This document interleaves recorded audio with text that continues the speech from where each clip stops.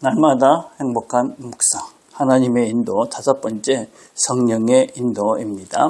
하나님 말씀은 사도행전 15장 22절에서 29절까지의 말씀입니다.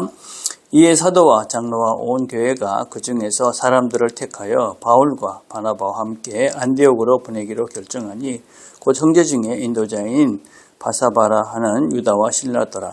그 편에 편지를 붙여 이르되 사도와 장로된 형제들은 안디옥과 수리아와 길르기아에 있는 이방인 형제들에게 문안하노라.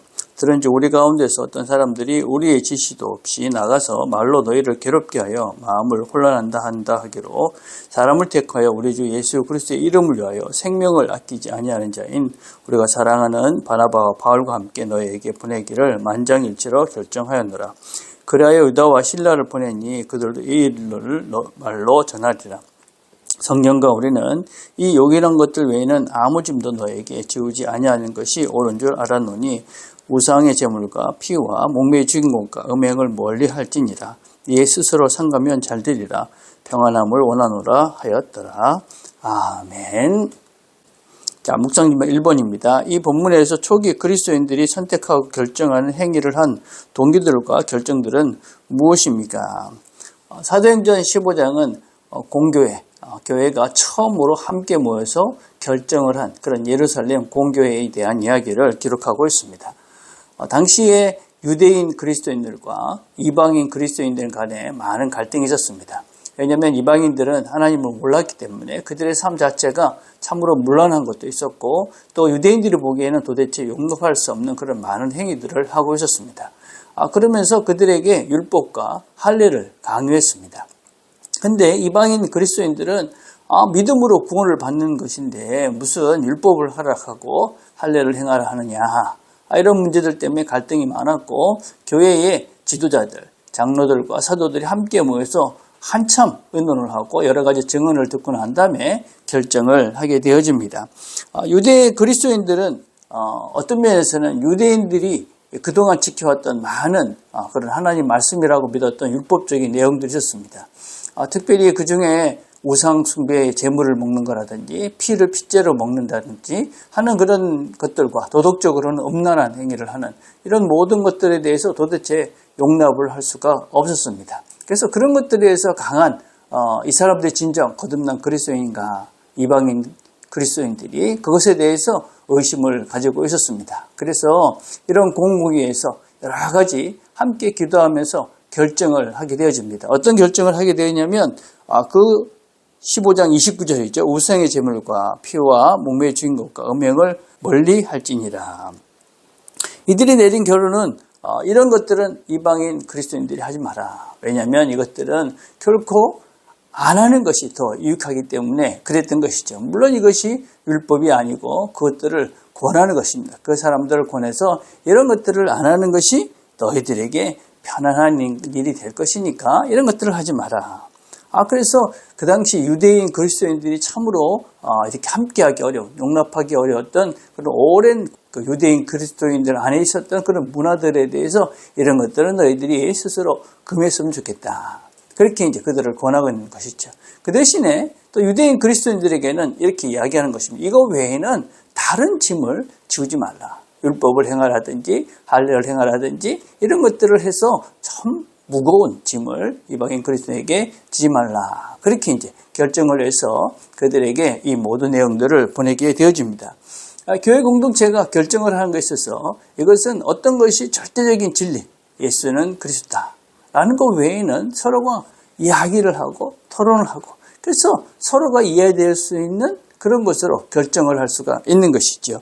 여러분, 이것이 서로가 다 잘 되기 위한 서로에게 유익한 결정이다라고 할 수 있습니다.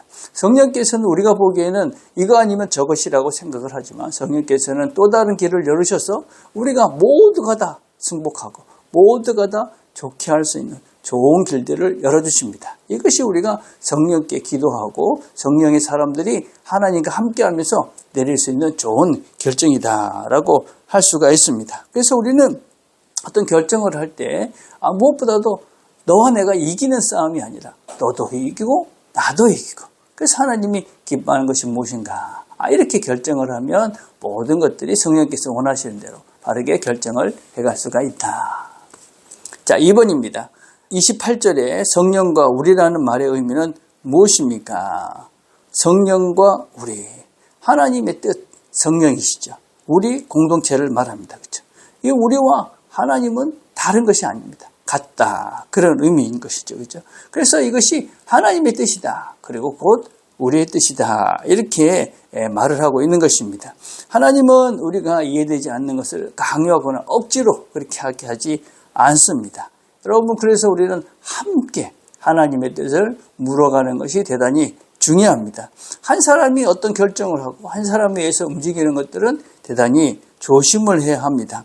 다 우리는 성령의 사람들입니다. 그래서 성령께 우리의 마음을 내어놓고 하나님께서 기뻐하시는 것이 무엇이냐, 이렇게 우리가 함께 기도하며 성령의 뜻을 우리가 찾아간다면 우리 안에 계시는 성령님께서 한 마음으로 모아갈 수 있도록 우리가 같은 마음을 허락해 주십니다. 그래서 우리는 성령과 하나가 되어진 존재다. 이런 것들을 서로 믿고 우리가 함께 기도하며 결정하는 공동체가 교회다.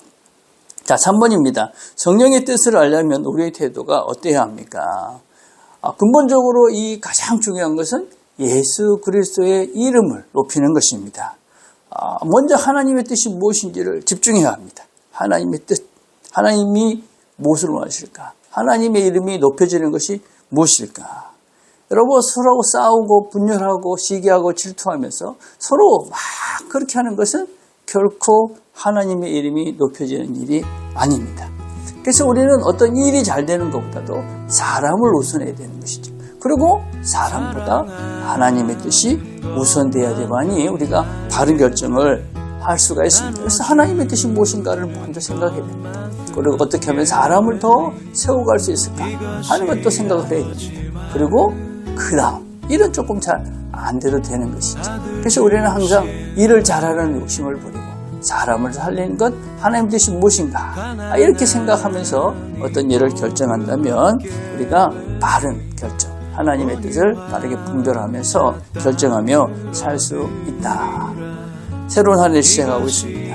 우리가 하나님의 뜻이 무엇인지 또 사람을 살리는 그런 결정들을 해갈 때 우리의 삶이 평안해지고 하나님의 기쁨이 되는 하나가 될 것이라고 믿습니다. 이 복을 누리시는 저와 여러분 되기를 간절히 바라겠습니다.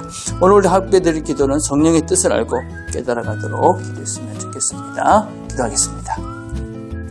하나님 아버지, 감사합니다. 우리가 삶을 살아가면서 결정해야 될 때가 있습니다. 그럴 때마다 하나님의 뜻이 무엇인지를 먼저 생각하고 어떻게 사람을 살릴 것인지 세울 것인지 그렇게 고민하면서 하나님의 뜻과 사람을 생각하며 결정하고 말하고 행동해 갈 수 있도록 은혜를 베풀어 주시옵소서. 예수님의 이름으로 기도드립니다.